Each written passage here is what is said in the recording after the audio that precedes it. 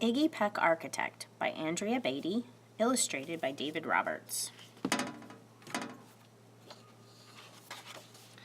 Young Iggy Peck is an architect, and has been since he was 2, when he built a great tower in only an hour with nothing but diapers and glue. "Good gracious, Ignatius," his mother exclaimed, "that is the coolest thing I've ever seen."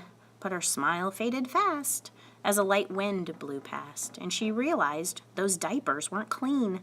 "Ignatius, my son, what on earth have you done? That's disgusting and nasty. It stinks."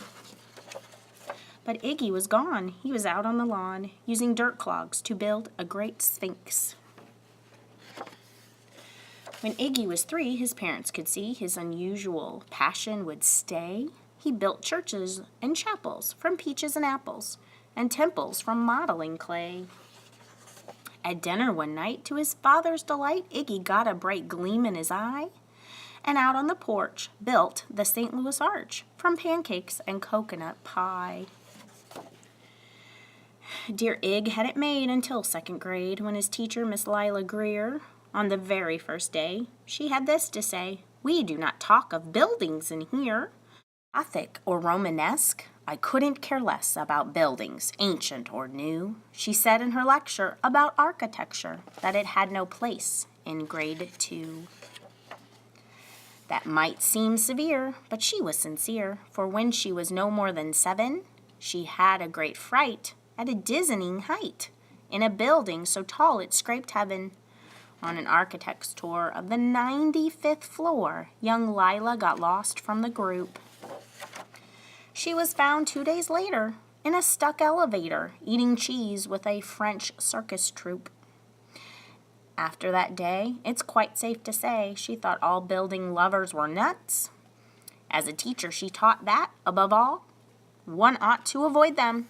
No ifs, ands, or buts. As you might guess, it would cause Iggy stress to hear such terrible talk. But he didn't hear. He sat in the rear while building a castle of chalk. "You, Iggy Peck, your desk is a wreck. Tear down that castle right now. You will not build in here. Is that perfectly clear? Do you need to see Principal Howe?" "No, ma'am," Iggy said. He lowered his head, and his heart sank down to the floor.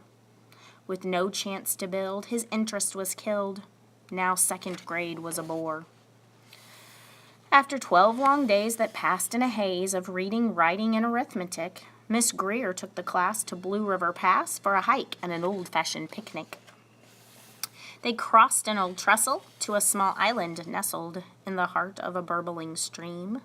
But they no sooner passed than the footbridge collapsed, and Miss Lila Greer started to scream. "We're trapped here, oh my, alas, goodbye." Her eyeballs rolled back in her head. She dropped to the ground with a vague groaning sound. Luckily fainted, not dead.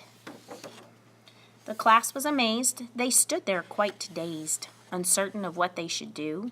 But one bright young man was off hatching a plan, which started with Miss Lila's shoe. Soon each lad and lass there at Blue River Pass was working together as one. And when she came to, Miss Lila Greer knew that something quite brave had been done. She looked in the air and saw hanging there a structure with cables and braces, and on the far side, beaming with pride, were 17 smiling young faces. Boots, tree roots and strings, fruit roll-ups and things, some of which one should not mention, were stretched ridge to ridge in a glorious bridge dangling from shoestring suspension. It all became clear to Miss Lila Greer as she crossed that bridge over the stream. There are worse things to do when you're in grade 2 than to spend your time building a dream. Now, every week, at Blue River Creek Elementary in 2nd grade, all the school kids can hear, along with Miss Greer, how the world's greatest buildings were made.